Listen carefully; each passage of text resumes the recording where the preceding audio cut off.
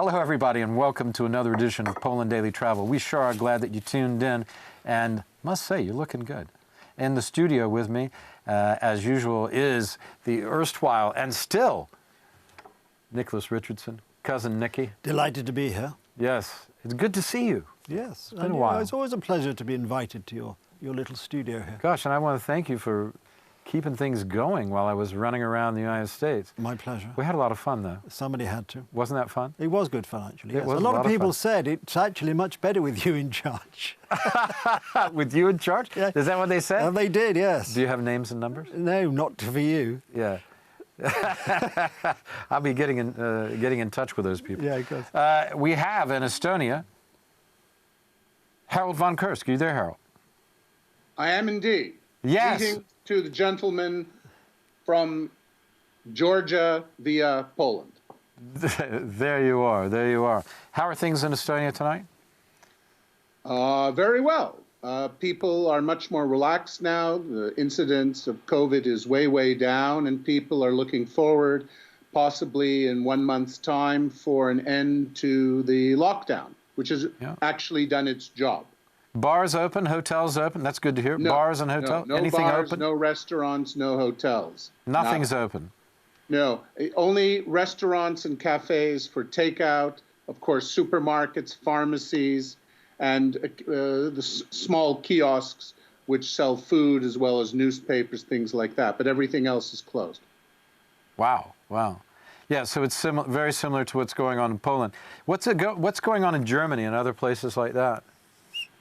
Germany, it's very serious, the situation, and the Merkel government is staggering to a certain extent, and it's very likely that the most conservative politician in Germany, Markus Söder, will become the Kanzlerkandidat, who will stand to represent the majority CDU-CSU coalition in elections in September, because they're facing a very strong challenge from the Greens, who have risen to an equal tie at 27% in polls. So the CDU-CSU coalition is running very scared right now. And in the meantime, the SPD, led by Olaf Scholz, is withering away, much like the French Parti Socialiste in 2016. And the German SPD is around 16%. Great. What does that mean for the situation in the country right now? Probably they will. Things shut, things open. What's going on? Well, Söder from Bavaria, he has been in favor of a very clear policy, which the Merkel government has gone back and forth and wavered between lockdown, unlockdowns, and there's varying degrees of alerts that are imposed on different regions. And Söder has argued that there should be a consistent rule for the country as a whole. Okay, but there isn't. And I guess that was the point when I was talking about the United States previously, that things are very different state to state. And red states, that's Republican or conservative states, are very different from blue states, which seem to have much more trouble than the red states.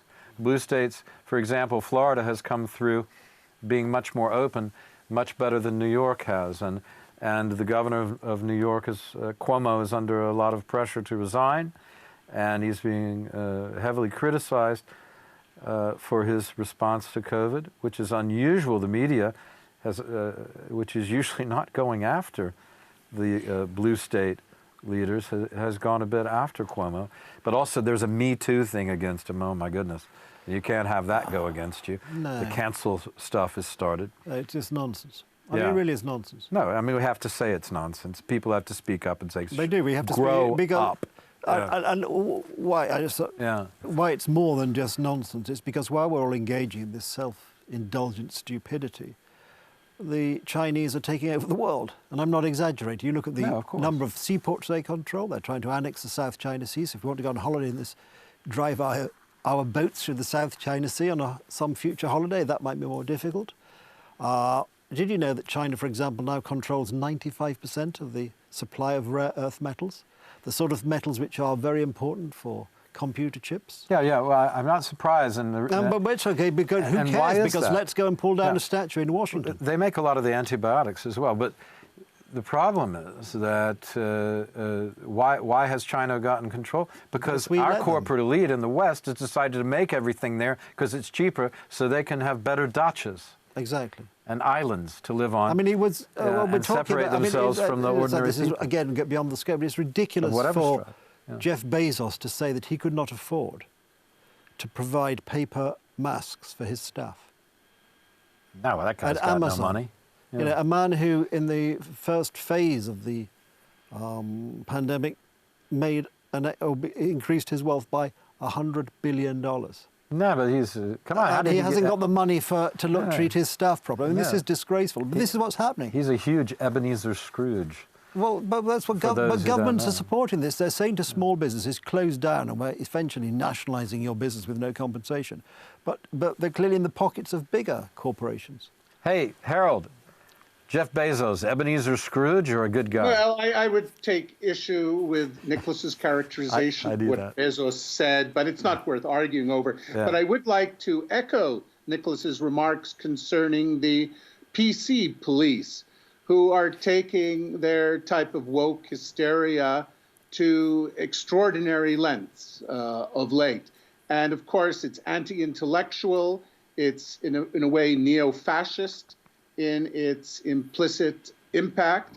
And of course, it's deadening discussion. It's turning us into a type of informant society, which would even embarrass Erich Honecker's DDR, East Germany. Yeah, it's true. There is a creeping sort of I mean, this obsession with fascism, totalitarianism. This obsession with race would embarrass even Hitler or Verwoerd in South Africa. The modern obsession with race is bizarre. I don't know, embarrassing. And racial classification doesn't matter who people are or what they are. I don't know. Whatever you say about Hitler, I think the guy was a big jerk. Well, of course he was, but you know, there we are. But the point is, that was a regime which also categorised people by their race. But I mean, in the modern world, we've got even worse than that, and that's quite frightening. Right. I mean, you know, Martin Luther King said, I want my children to be judged by the strength of their character, not the colour of their skin. Yeah. And in actual fact, the United States has a vice president who is only there because of the colour of her skin. Because she, in the primaries, was the first candidate rejected by the Democratic Party. Yeah, and the last time when Biden ran against Obama, he got 0 delegates too. At any rate, but this is politics. We need to go back to travel. We got to wrap this up. Well, politics is making travel more difficult. First place you're going to travel when this is over? Probably England. Harold, first place you're going to travel when this is all over? Rome. Rome. Ah, good choice. Okay. First place I'm going to travel when this is all over. I don't know. There's so many possibilities. I've been traveling while it's on. Exactly. Okay, everybody. Last great place I visited was Chicago. I recommend it. Yes. Okay, and I recommend Warsaw as soon as you can get here, folks. All right. Thanks for watching Poland Daily Travel.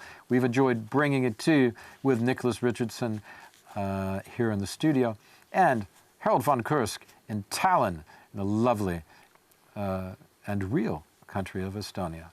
Stay tuned for the next show and be good.